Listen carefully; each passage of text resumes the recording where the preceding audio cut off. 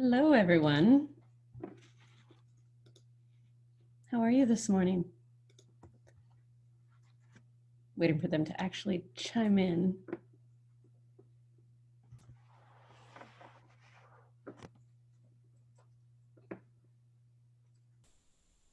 Hey, Linda.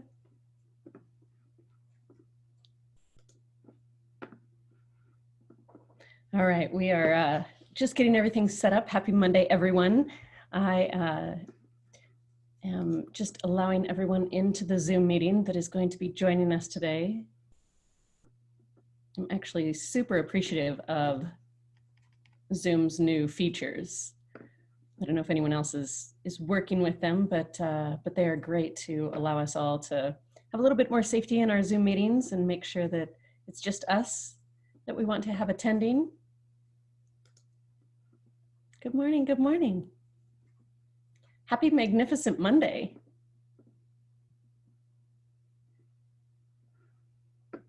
You'll have to unmute, Linda, if you're talking to us. I think I read your lips. I was saying, Melissa, during my workout this morning, I was listening to you. I was on the Epic Love, and I was like, I listened to, I don't know, 4 weeks. Yay! Nice. So it was great. Nice. Yeah. Melissa's got some great motivation, definitely for nutrition and exercise and all around well-being. So super grateful that she is my soul sister in this lifetime. And we are able to really kind of go out there and live our lives on purpose and really inspire others to do the same. So Mel, do you want to chime in with your gratitude from this weekend? I'm going to put you on the spot.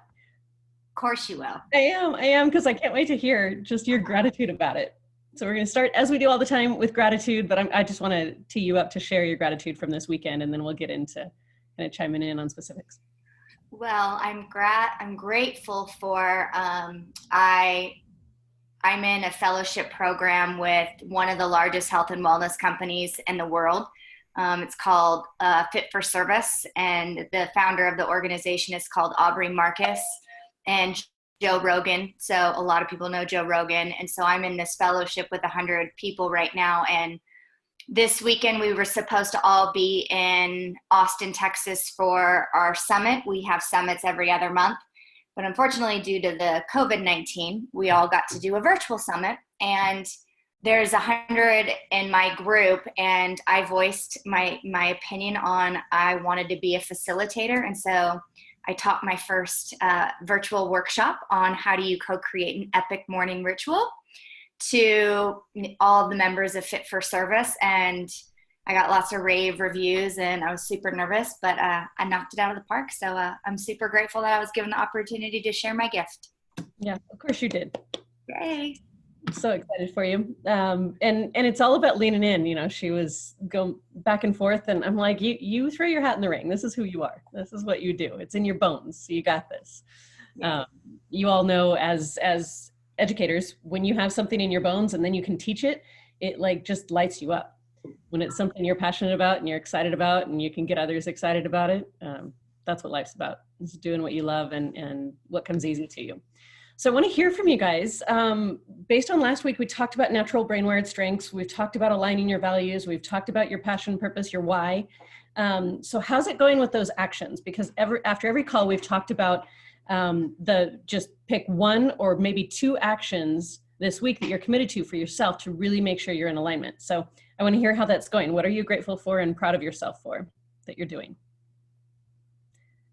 Audrey, you want to go first?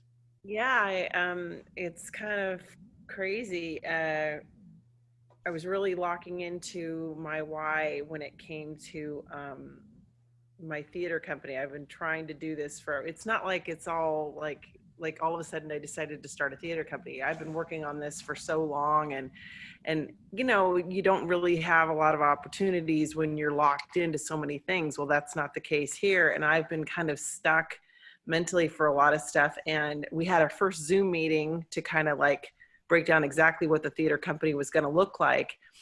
And afterwards, my husband and I were kind of debriefing about it. And I said, you know, I just can't forget the fact that my biggest why, and I kind of said that, enunciated that based off this, these discussions, is that my daughter, like a moment where after she saw one of my plays at the school, and she's off at high school now, where she was in the car crying. And I was like, oh my gosh, because my kids really don't cry. And so it was like, are you okay? And she said, this is how plays are supposed to be. It was a happy cry. And it was just this powerful moment. She goes, Mom, I want to do this. I want to work with you on plays, and you got to get that theater company. This was a while ago that she said, but it's never left my heart, this feeling of this has to happen at some point. And when is that going to happen? And just kind of the baby steps that it takes to get there. And believe it or not, without going into great detail, all these little doors just started opening up. And my sister was one of my first people. She said, I want to be a seed person, and she paid for the business license. Oh. And which is not right.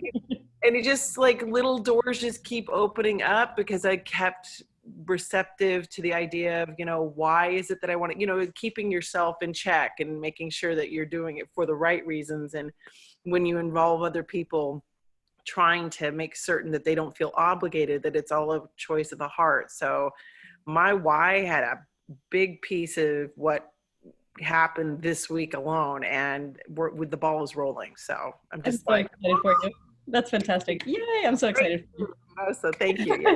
Breakthroughs. And I love that you talk about reaching out for help, because I, was raised to be strong and independent, and you do it on your own and you figure it out and power through and all of that. And I can do it quite well. And it's also exhausting. And it also is the reason why I beat my head up against walls that I really don't need to. And I've really been super open and receptive in this past year to asking for help, actually about 1.5 years now. And recognizing I can go like this and go, I can do it. But it's a lot easier if I go, hey, what do you think? And I reach for someone's hand and they're like, oh my God, that's so easy. And it's just done. And I'm like, oh my God, why did I not ask for help sooner? Really?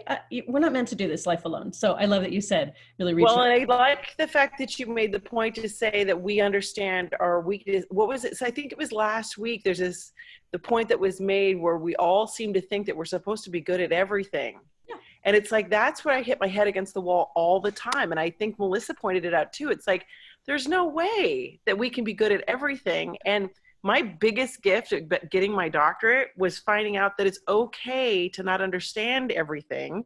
Yeah. And I mean, biggest gift, because you go into a room, people sometimes think, oh, I should know that, or I feel stupid if I say this or this. Getting your doctorate, it's such a gift. And I'm not saying everybody has to do that, but I have the gift of knowing I will never know everything. Right. And I have the gift of knowing that there is so much I will never understand. And I'm okay with that. So if you just pretend to be a doctor, understand we're all like that. Right. I joke with my older sister because she went and got her PhD in child psychology, and she's amazing. She and I, our worlds are colliding now in business, which is fantastic. I love it. But I joked with her after she got hers. I'm like, yeah, school was never like really my thing. I can do it. I'm just going to go get an honorary one. So she's like, seriously? Like, yeah, I don't know how it's going to happen. I just keep throwing it out there in the universe. Somehow, some way, someone will go, yeah, you're doing good work in the world. We'll just dawn it on you. I'm not really sure it's going to happen, but I'm going to keep joking and throwing it out there. But definitely, you don't have to be the smartest person in the room. Just surround yourself with smart people. That's all it takes. So who else? What are you grateful for from this last few weeks, really, in what's working with your actions of connecting your core values, your why, and your natural brain-wired strength? What's working?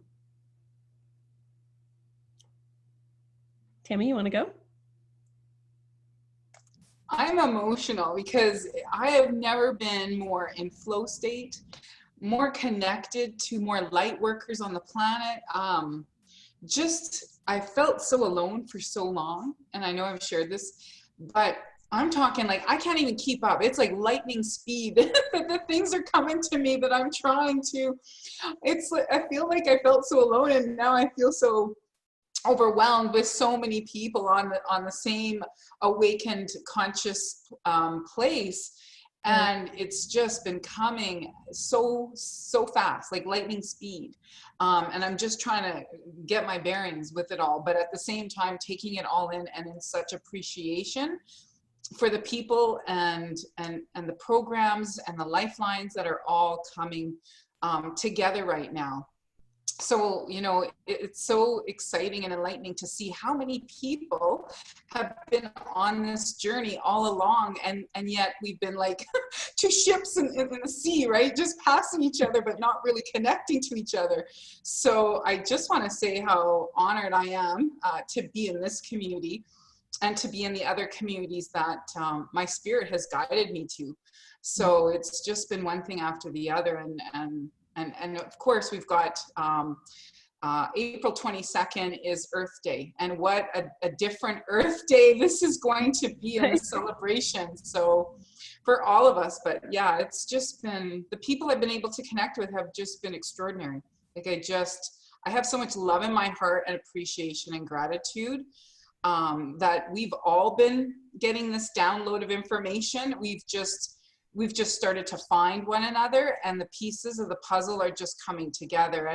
And to see, like in social media, I mean, whatever you want to focus on, right? But I keep focusing on all the groups that are surfacing up now that are really excited about this transformation and the opportunities and the rebirth of the planet and the rebirth of self. And those are the groups that I'm like, oh my God, there's so many of us out there.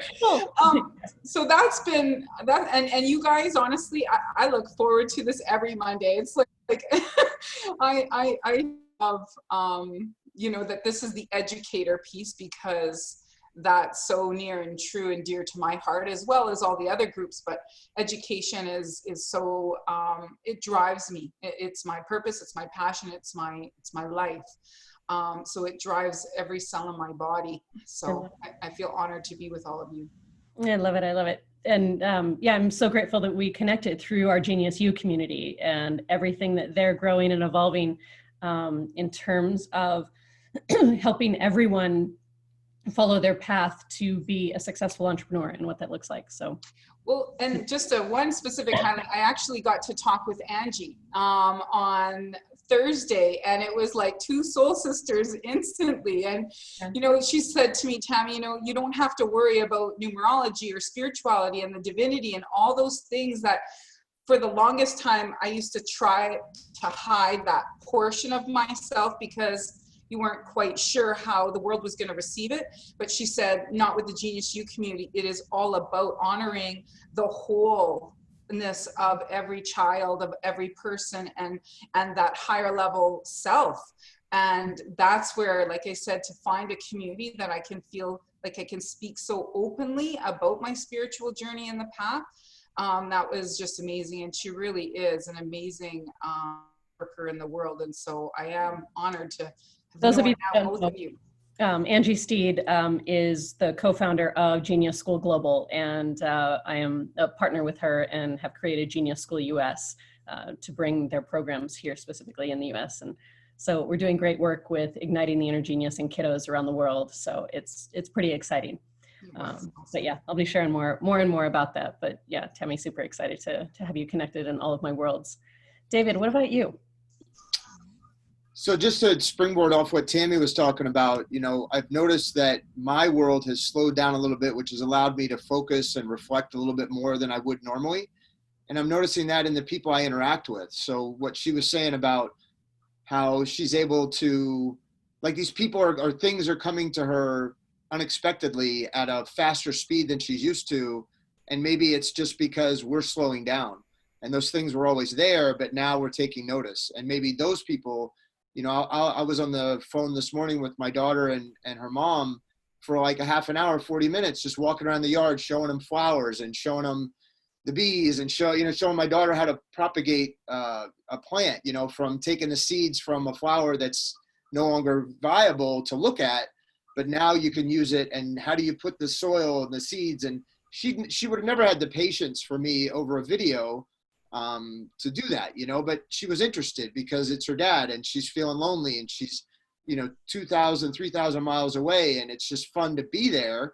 And so to have her and other people available to that degree to be interested in things I'm interested in, maybe it's a coincidence, and maybe it's just the fact that the world has had to slow down because of this. And we as wellness people are able to step up now and go, oh yeah, we can handle this.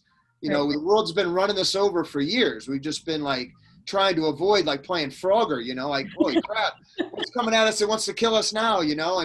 And now we can just all walk across the road because the road's empty, and we can meet in the middle of the road, you know, maybe not 6 feet, well, we got to be 6 feet apart, but we can at least meet, you know, and see each other and talk, and either whether it's this medium or others.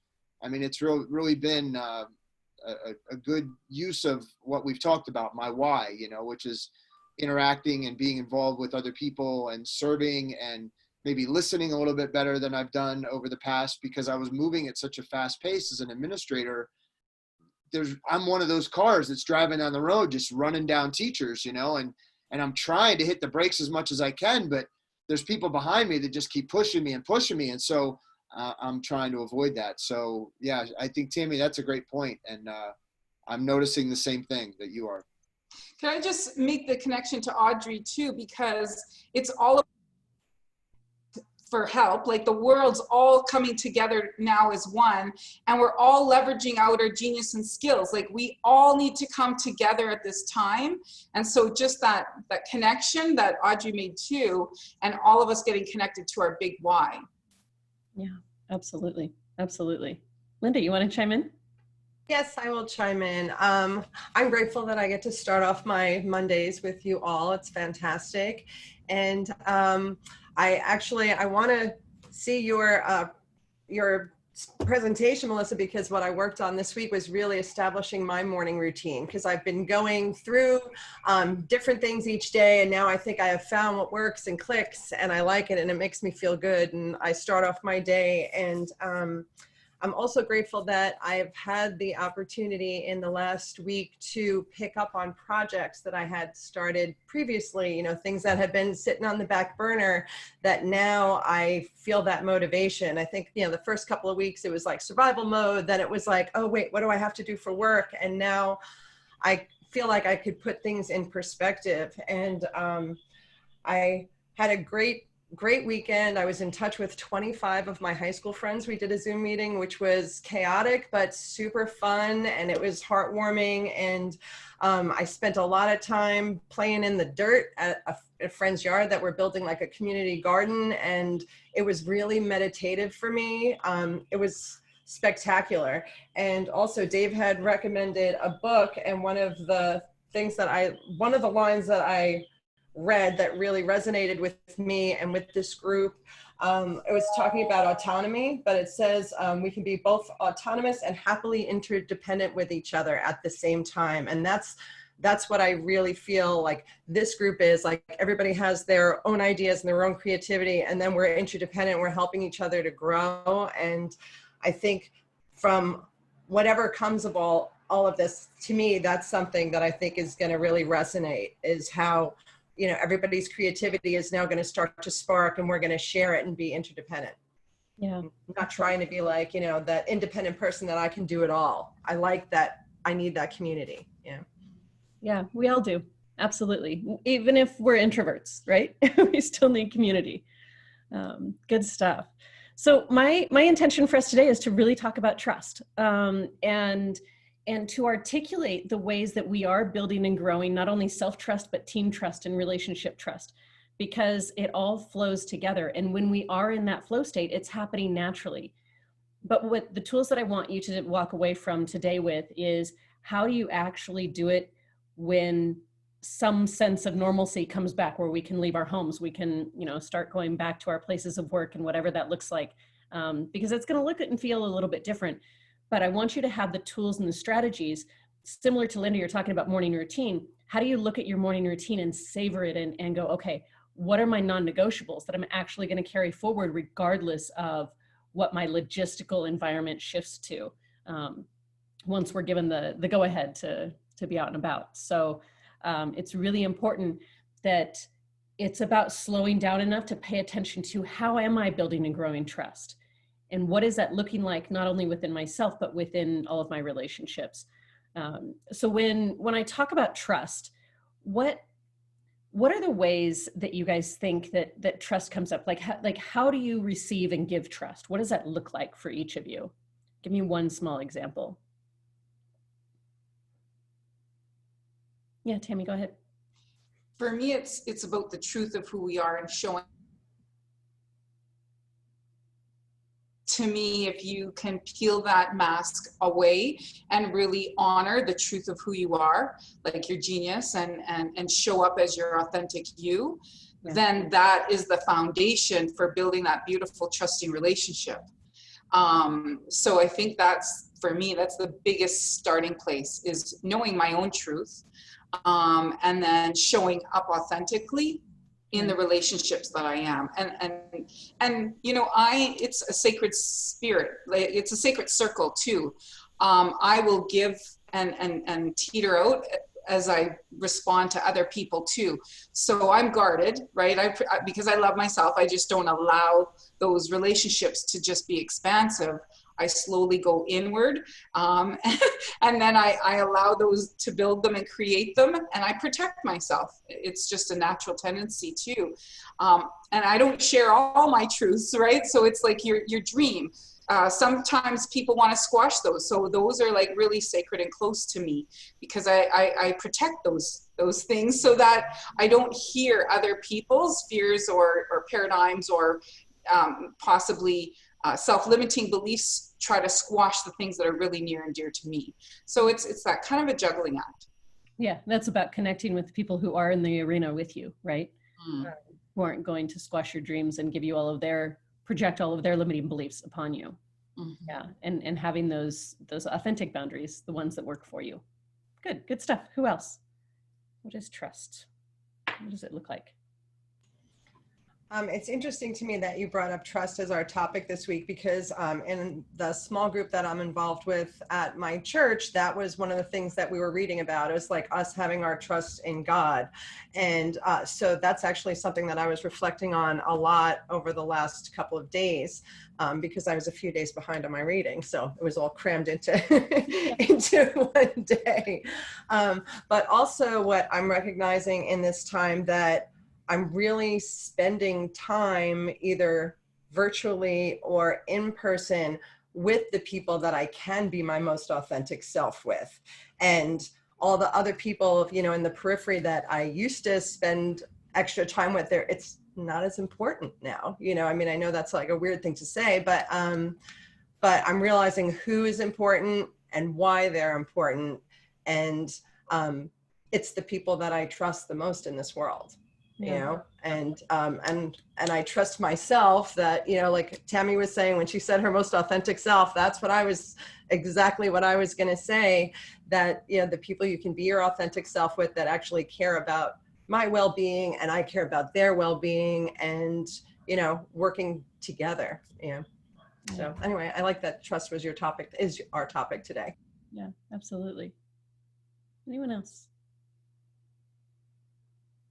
Well, I know that I'm the kind of person that the way I was raised, it's funny. I mean, what you have been saying so far is the way I was supposed to be, but I've always been the kind of person that does it the complete opposite, which is I go in guns a-blazing and then I dial it back, and usually it's too late by that point, but I say too much, I speak too much, I gain trust really quickly. I noticed that with other people. Like I gain people, like I don't even know why that happens. And I've always treated that as a gift, but it's kind of like, and I know that some of you are like this when you're as teachers, because it's different when you're working with kids. You have to be more open and receptive. I think with adults, you kind of start to say, okay, well, wait a minute. Because my mom used to always say to me, why do you always have to tell everybody everything? That's number one. And why do you always, like, someone will come, like this was her example. Like my mom used to sew, and she'd say, you know, you'd make this really pretty skirt, and they'd say how pretty your skirt was, and then you lift up and show where all the mistakes are. Or you tell them how much you got it on sale for. They love your outfit, and you say, I got it at $2 at Goodwill, you know. Why do you have to tell them everything? And it's like, I don't know, it's the way that I am, and it's unabashed. it's painful to be like this because you're always kind of in people's faces. I kind of have to remind myself to pull back every once in a while because I feel like anything and everything someone says is like, yeah, me too. Or, you know what, I had a different, I've always got somehow, some way that I want to participate. And it can be abrasive to people. Some people are like, okay, could you please shut up? So trust is an issue for me, but mostly because I go into it honestly because it's just who I am. And I know that about myself. And then there's that part of me that goes, okay, I can see the look on their face where their eyes are glazing over. They're like, okay, can she stop now? And it's like, okay, I'm so glad that Zooms have mute. So glad, because I'd be chiming in on everything. So yeah, that's where I come. And I am as well, like Tammy said, very glad, like Linda too, very glad that we are talking about trust. Good stuff. David, you were starting to talk as well. Well, it's interesting, Audrey, just to back you up on that, you're being your authentic self, you know, even though that may not be, it doesn't sound like what you're valuing in yourself. It's really what draws other people to you, because that's where your energy is, you know, your light comes on, you know, when you start talking about that, it really does. I mean, it really shines through. So I think that's important, you know, and knowing that, that you can share that with other people. That's really amazing. How do we measure, thank you for that, David. How do we measure what we value in this world? Maybe by the reflection, you know, maybe how you see it like a mirror, you know, how does it reflect back to you? I mean, raising kids, I always tell them, I say, you know, if you're unhappy, take a look at yourself. Don't look at the world and say, what's the world doing or not doing? I mean, it's your reflection from the world. And when they're happy, I say, well, give yourself credit for that, you know, because you are projecting to the world a beautiful spirit, and that beautiful spirit is just coming back to you. So when you're being negative or you're, you know, being nasty, you're going to get that back. It may not come right at that moment, but I think that's one way. Yeah, absolutely. And the easiest way to phrase that is trust. Trust is the measurement of value. When we value something, we trust it. Even if we value, you know, iPhone, right? I spend money, I put my value towards that. I trust that it's going to work. And so I would spend money to actually show that I value it, right? Because we value things through time or money. And it's through that trust in it, right? And so, Linda, you're talking about where you're spending your time. It's because you value it and it's measured in trust. And so if the trust were to start to go away for any reason within that community, you would pull back the time that you're investing in it. And so when we start to pay attention to those micro moments, and David, you were talking about with your daughter and really being able to connect with that self-trust piece and recognize the value that you bring to the table, that's where self-trust is connected to it. And when we truly value the unique, amazing humans that we are in alignment with self-trust. We can actually say that we trust ourselves, and it can be, so I love Brene Brown's work. Is anyone familiar with Brene Brown's work? And it's spelled B-R-E-N-E. She is a researcher out of the University of Houston. She is an amazing speaker. She has fantastic TED Talks. She's so authentic and real. Her books are amazing. I am a huge fangirl when it comes to Brene Brown. And what I love most is how she has broken down trust and the micro moments that it takes to actually build and grow trust. And she calls them marble jar moments, from when her daughter was in second grade, and you know how when the class is doing well, they get marbles in the jar, and when they're not behaving, the marbles get taken out, and if the jar is full at the end of the week, get a pizza party or whatever. So that's where she got the marble jar moments. Like, what are those moments? I call them micro moments that build and grow trust. What are those micro moments that erode away at trust? And how can we begin to pay attention to them? And so I often get to reflect and share her anatomy of trust, which is the BRAVING acronym. So if you take the word braving, each of the words is a component of trust that really goes into what do you mean by it. So if someone says, I value trust, when I'm talking to them about articulating their core values, I say, what do you mean by that? Because there are 7 components within trust. Which one are you referring to, or are you referring to all of them? Which one is that true visceral reaction? So I'm going to go through them pretty quickly, but then we're going to chat about each one of them. So boundaries, reliability, accountability, the vault, integrity, non-judgment, and generosity. So when you think about each of those components of trust and how they show up within self-trust, it's really important. So that's really where I wanted to spend the time today. And then we're going to talk about how that connects with team trust and how do we actually show up, because there is no culture in an empty building. There is no relationship without other people. So it's about who we're showing up as, because that's what creates the environment that we live in, because that's what we can control as well. So if we are showing up full of self-trust and ready to be intentional about how we're building and growing trust with those around us, we can actually create our culture and our environments with intention, and we can live on purpose, and we can be aligned with our values, and we can actually create the success that we want in life, because that's what creates the flow. Because how you measure what you're leveraging or how you're in a flow state is because you are leveraging well. So Tammy talking about how she feels like she's in that constant state of flow is because she's leveraging this community. She's leveraging people and systems to be able to stay in that rhythm and that flow, which creates the success that she desires in life. And so understanding that we leverage through people or through systems, and how we amplify value is through that trust of whether it's products or whether it's service to others. So understanding, we spend money on products, we spend time with service, that's how we're showing value. And leverage is through people and systems. And so this is all connected with the talent dynamic square that I shared last week, in understanding whose natural brain-wired strength is connected to each one of those. Because we talked about Blaze being more extroverted, really good with people, right? So if you want to leverage people, find someone who is Blaze profile and they're going to connect you to the right people. If you want to leverage systems, connect to someone who is more steel dominant frequency, they're going to connect you to the right systems. You want innovation in products or new lesson plans or new programs or whatever, connect with Dynamo. You want to leverage more with or amplify value through service, connect more with someone who's more dominant tempo frequency. So understanding all of this is about building and growing trust so that we can really rely on each other and create the success and the happiness and the well-being that we desire. Is that making sense? How it's all interconnected? So when we talk about all of the components of trust, so let's talk about boundaries first. Melissa is one of the most amazing humans when it comes to boundaries in a really respectful, authentic way that I've ever seen. There are a lot of people that are rude about their boundaries. I was trying to think of the right word, and abrasive about it, to where they're like, "No, I can't. Don't talk to me then." And you're like, "Whoa, slow your roll. I did not like." Find some kindness in how you want to. There are kind ways to articulate your boundaries and not let people walk all over what's okay and what's not okay for you.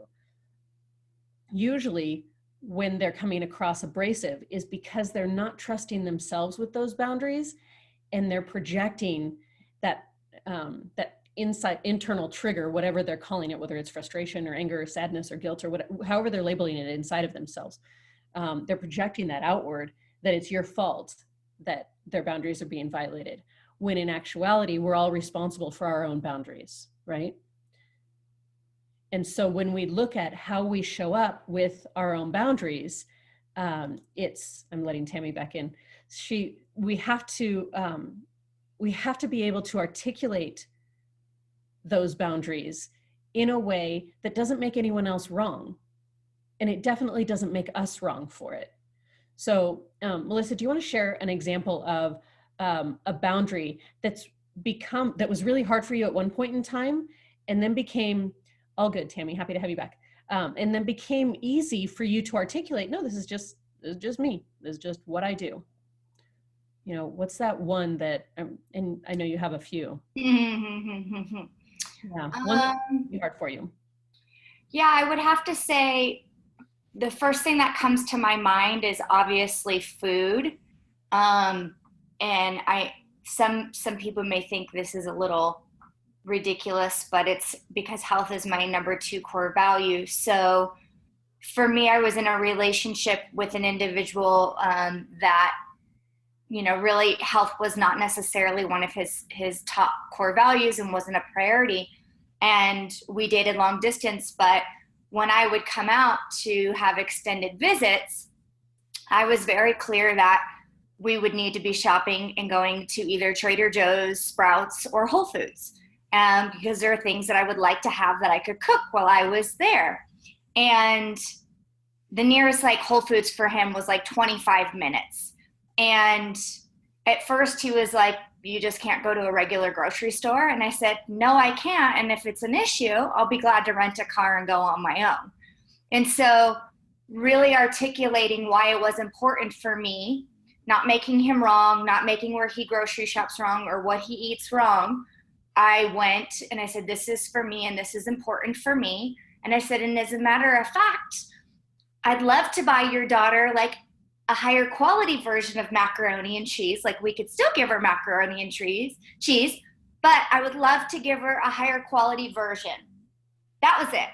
And so I started that process early on in our relationship and was never an issue, but it was something that I had to speak up and articulate why it was important to me. And that was it. And there was no more arguing about it at all whatsoever. And one of the keys that I like what you shared, Mel, is articulating why it's important to you. Mm-hmm. Because when you can actually tap into that, we talked last week about everyone has an inner 2-year-old. We all need to know why. And as soon as we know why, we're like, oh, I get it. Mm-hmm. So if you go to one of your colleagues and you ask them to help you with this project and they go, no, I don't have time. You're like, oh, sorry, didn't mean to step on your toes. Whereas if you were to be able to say, you know what, I can't right now, I've got this, this, and this on my plate, but I can tomorrow. Oh my gosh, light years away to build trust versus put you on your heels and armor up, right? Because if you're on the receiving end of someone snipping at you, what do? We armor up, right? You know, Sandy, that's a great point. As an administrator, that's what I have to do with my parents. You know, and a lot of times that's the parents I deal with, or the parents that kids are struggling or parents are struggling. And many of them, especially by middle school where I am, they've been struggling for years. I mean, this is not new to them, but they're trying to become more aggressive to push the system to accommodate their child as opposed to pushing their child to acquiesce to the system. And what I find is sometimes just listening to them and allowing them to express themselves builds that trust. You know, I'm not necessarily accepting it. I'm setting my boundary where I'm not going to engage in this activity. I'm not going to condone it, but I understand you've got a point. So let's make that point and then let's get over it. And the only way to get over it is to have it out there. And once I do that, a lot of times it builds a lot of trust with them because they realize that I realize they're frustrated. It's not me that they hate. It's not the system that they hate. It's the fact that they can't get this damn kid to do what they want it to do, or him or her. And how can you help me? That's what they're screaming out for. They're basically saying, I've been talking to people for all these years and nobody's been able to help me. What are you going to do? And then we can break it down and I can get them connected to the right people. Right. But by listening and slowing down and just basically giving them that opportunity to express themselves, it builds that trust and it makes a big difference. Absolutely. We all want to be heard and we all want to be validated that we're not crazy, right? Even if we might be a little bit, we still want to be validated that it's okay, right? And to know that, hey, you get to feel what you feel. All right, now let's work towards solution. And so the next two I like to talk about together, reliability and accountability in the BRAVING acronym. And I like to talk about them together. You know, reliability, we know I want to be able to count on you, but accountability, I want to be able to hold you accountable. And they often are super connected within self-trust. Am I doing what I say I'll do? Right? If I say I'm setting my alarm at 6 a.m. to get up and work out, am I actually following through with it? And if you're not, you're eroding away at your own self-trust, which does not set the stage for you to have healthy relationship trust. Like it or not, it's the concentric circles, right? It starts with self-trust, goes to relationship trust, then to team trust, then to school trust, then to community trust. And You don't get community trust without self-trust, and especially of the leaders, right? And that is inclusive of leaders in the classroom, because if parents are coming to you and you don't have self-trust, they're going to pick up on that and they're not going to trust you, right? In one way, shape, or form, it's going to show up in behaviors with that lack of trust. They're not going to feel like they can rely on you. They're not going to feel like they're going to try to hold you accountable, and it's not going to work, and there's going to be tension. One of the things about accountability that I'd like to point out is remember to ask people how they want to be held accountable. That is one of the easiest ways to build and grow trust, is to ask someone, how can I hold you accountable? And because on the receiving end, if you don't need someone to check in with you, you'll be able to say, like, no, I'm good. Just by you saying that this was my part of the role, now I'm good to go. Like, I got it. Don't worry about it. Whereas for me, if someone says, hey, how can I hold you accountable? I'm like, check in with me as often as you want. It doesn't bother me. It doesn't feel like micromanagement to me. Please remind me. And, you know, if I get to a point where it's like, oh yeah, I got it. Like, then I'll give you a status check and I'll say, I promise it'll be done. But up until that point, if you're like, Sandy, do you remember this? Do you remember this? Do you remember this? I'm like, oh, darn it. You're right. Got it.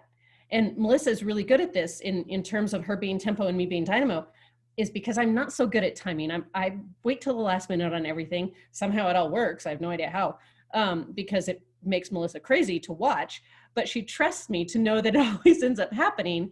And I also trust her when we're planning big picture things to give me deadlines and then hold me accountable for them. And I don't feel, I mean, there's no hierarchy between us. It's about really working together to accomplish what we want to accomplish.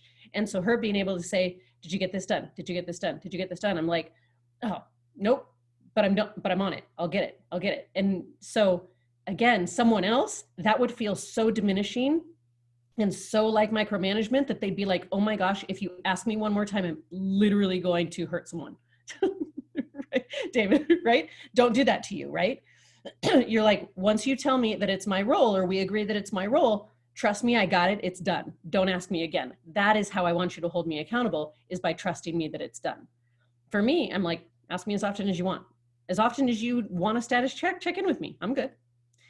But again, knowing that those two opposites and everywhere in between exists, if we never ask people how you want to be held accountable, and you do the opposite, you are eroding away at trust faster than you can imagine, because we end up feeling diminished. We're not igniting the inner genius in each other. We're actually accidentally diminishing it.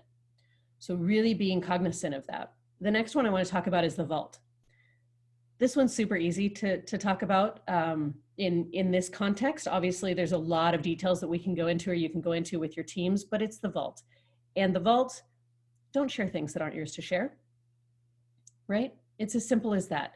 And when it comes to self-trust, really honoring that within you is that you are only sharing things that you want to share, and you are having boundaries. And Audrey, you were kind of talking about this, is that knowing what things you want to share with people and establishing your non-negotiables around that within your own vault. Because I'm sure that there's things, you know, whether your mom says that you share everything or not, I'm sure there are things in your life you do not share because you hold them close to your vest. And those are things that that really maintain your self-trust and your relationship trust, that those are sacred for you. And in relationships and in teams, if someone confides in you and says, hey, I had a really rough night with my significant other, I need some slack today, I'm really struggling. And then you go and you whisper to someone else and you go, hey, so-and-so had a rough night with their spouse and you know, just cut them some slack. You just violated their trust. What you can say is, hey, cut so-and-so some slack today. Just trust me, cut them some slack. That's all. If they want to share why, they can share why, but it's not mine to share. Now you've just built trust because you've helped them create some boundaries that they may be having a hard time with because they're in a vulnerable state. Again, it's all about leading from a place very intentionally of how you would want to be treated. You know, back to some golden rule pieces, right? And when we talk about integrity, people throw around the word integrity a lot, right? But it really means is living true to your values, not simply professing them. And when you find people who are in alignment with their values, it's really easy to lean into trust with them because they have that integrity. They do what they say they're going to do. They practice their values versus simply professing them. And so when you are surrounded by people like that, and when you're living true to that, you're attracting more people like that. And you can actually get over the hump of, can I trust you? Can I trust you? Can I trust you? And you actually just do, because there's that essence energy of it. And so when you're showing up in alignment with your values, you are living in integrity, then you're attracting like-minded people, and you can actually create success a lot faster as well.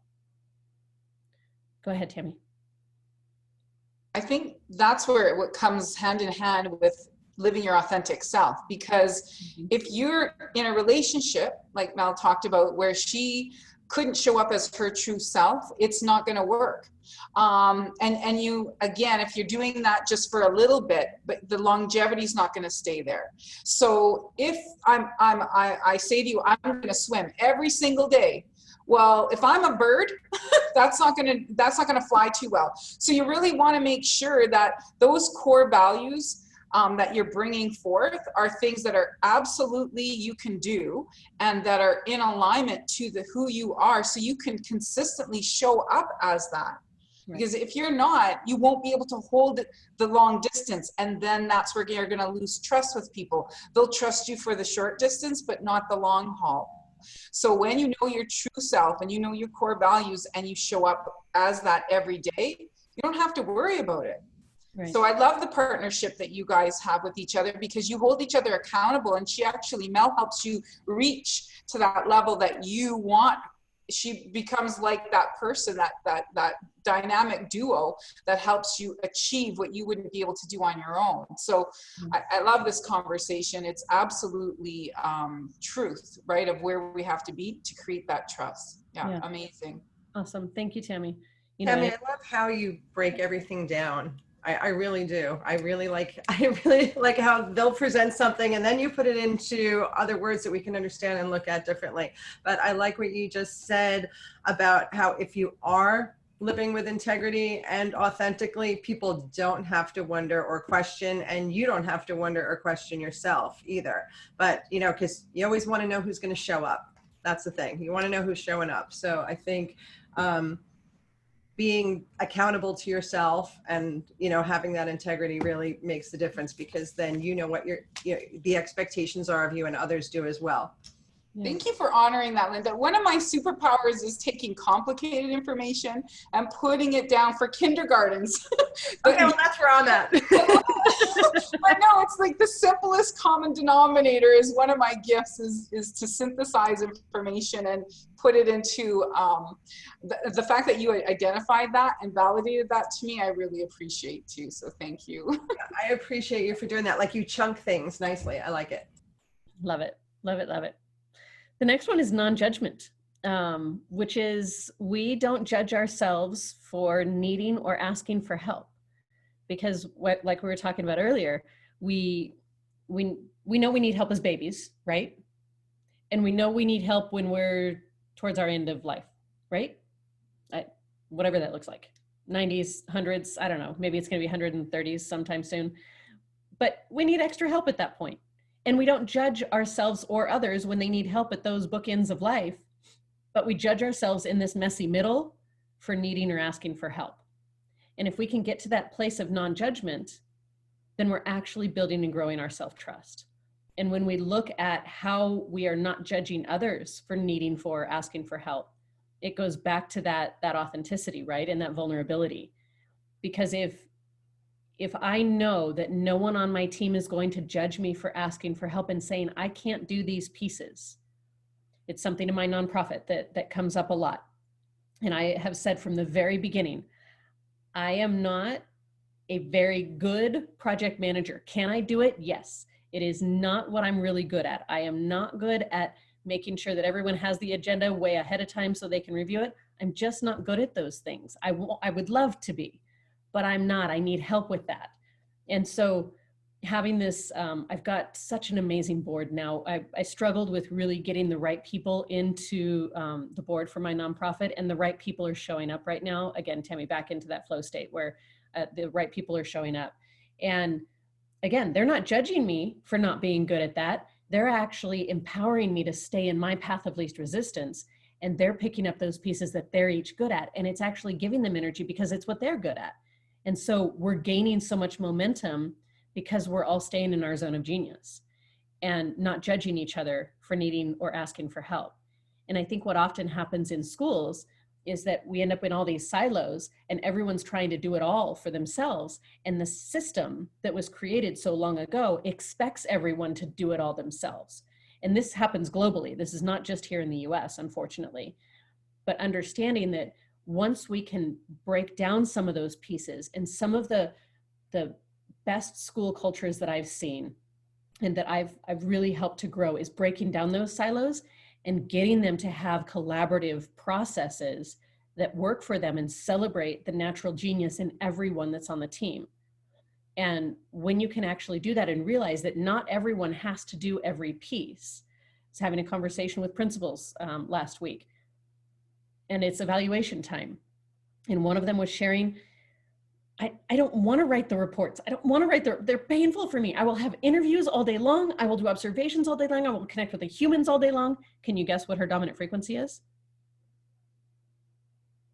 She wants to connect with humans all day long. Blaze, right? So as a Blaze person, she doesn't want to do the steel stuff. She doesn't want to do the tempo stuff. And it was a perfect evolution of her self-trust as I've been working with her for the past couple of years to get to a place where she was able to say that and not feel judged by the rest of her team.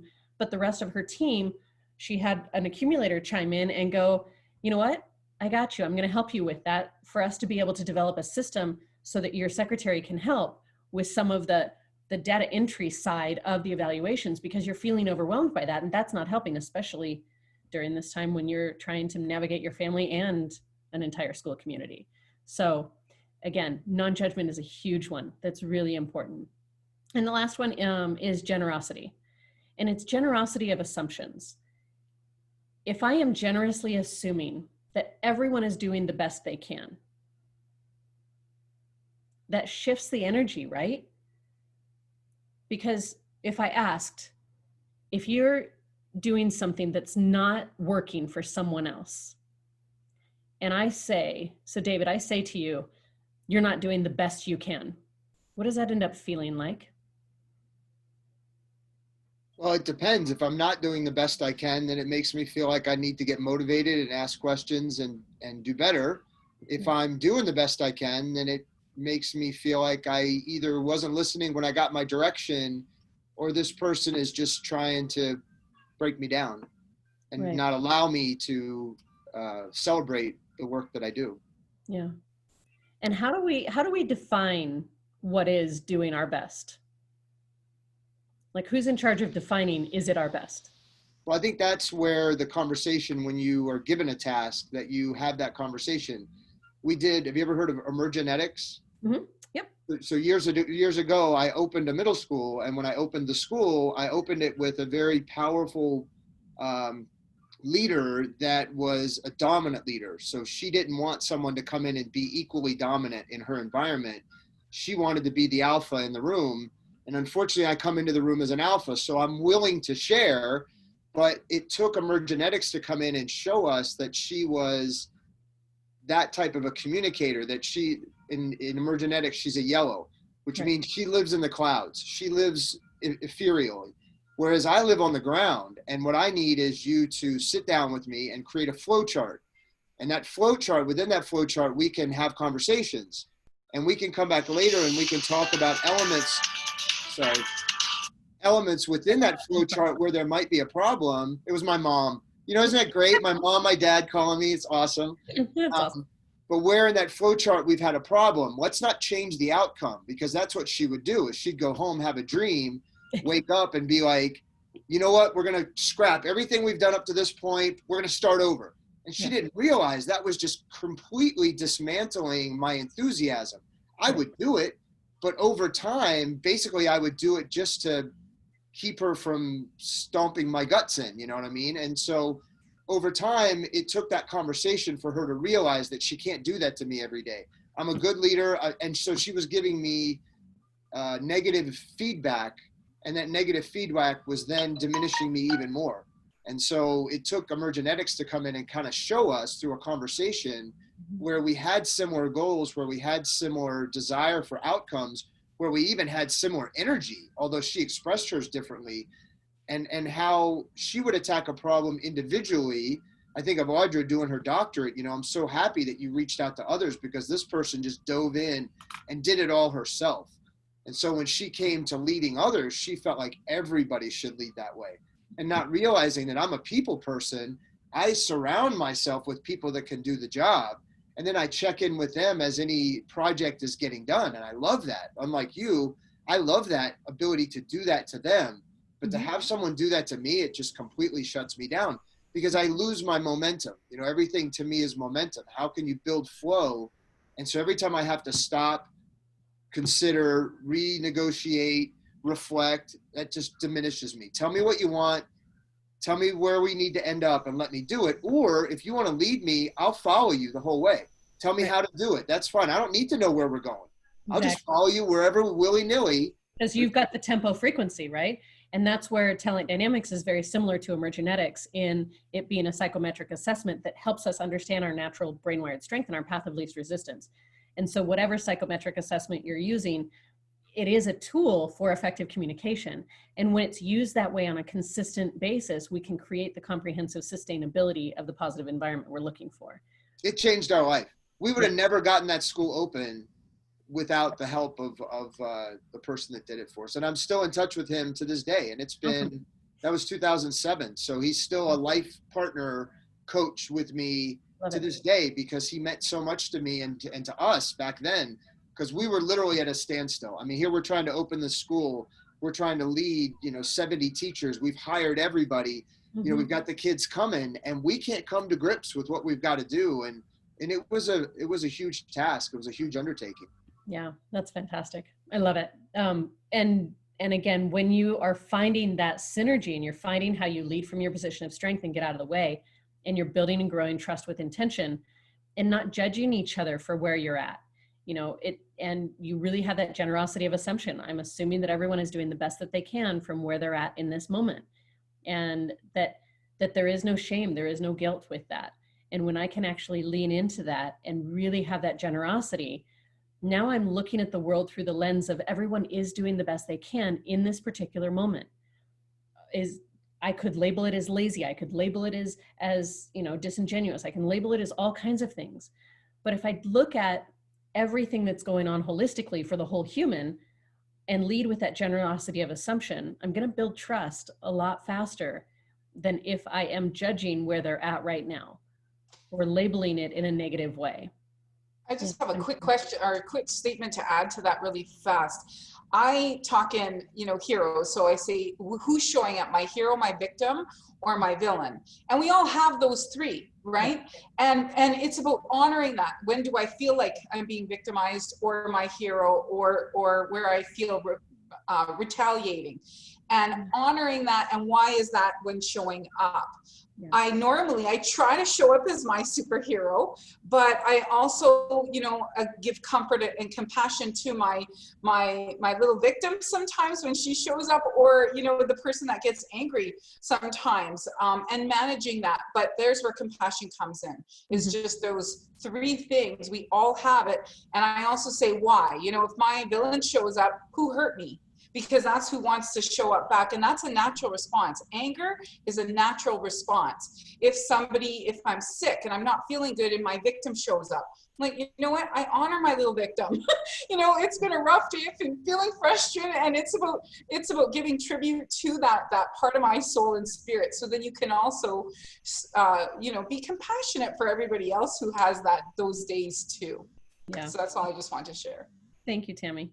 Yeah, that's the thing that when people are used to seeing you showing up a certain way, and when you are feeling like that victim, or you are having that off day or whatever, and people don't know how to respond to you that way, that's actually a challenge. It's, you're having compassion for yourself, but for others to have that compassion for you when you're not feeling your best, or you're not performing your best at work, that for other people to recognize that everybody's allowed to have those off days. We're human. right? We're human. So. Well, and it was making me think about the fact that there's different types of currency about how we see and value things. Like I'm an ENFJ, I'm a natural judger, and it helps me as a teacher because you have to make quick decisions, right? But at the same time, that currency doesn't work both ways. I mean, there's times where the judgmental side can come in where we teachers like, why are teachers so judgmental? Because we have to make quick decisions all the time. And then there's this part of me where I was growing, I was thinking about what you said about the vault, and it's like, it's true, but when I was a child, the vault was telling on the other kids in the family. That was my currency. I got away. There was a lot to be said about that. And like, even in my religion, there was so much currency in telling what was really going on, that kind of thing. So it's like, now that I'm older, I realize, you know, there are things that are just, that generosity is also knowing that there's people have different types of currency. Like my students were shocked when we talked about being selfish as being a good thing. Yeah. Right? Yeah. Self-love and self-respect. It's not selfish. Yeah. It's selfish when you put your wants over someone else's needs. If someone else is bleeding and you want to go get an ice cream, that's selfish, right? Other than that, it's self-respect. So, and Linda, I have an 11 o'clock I need to get to as well. So what I would love to kind of close with today is super appreciation and gratitude for you guys showing up every week.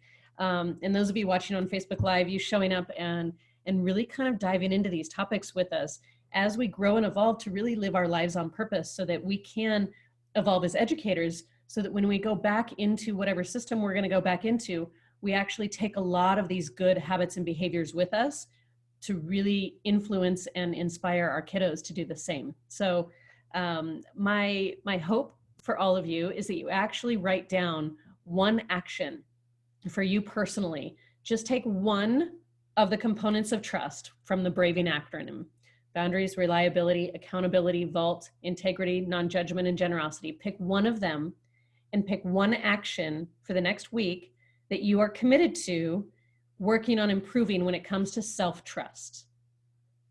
And if you want to find a buddy to help you. If you're good and you got it and that's your accountability, go that direction. Do whatever serves you. I wish you all a beautiful week. We are here in Nevada, entering week 6 of being out of school, I guess we should say, school closure wise. And so this is a time to really continue leaning in and nurturing ourselves. Make sure you're getting some fresh air. Make sure you are continuing to stay centered with who you naturally are and connecting with those that celebrate that. Build your teams around you. Love you all. So great to see you. We will see you next Magnificent Monday. Bye-bye. Have a great day.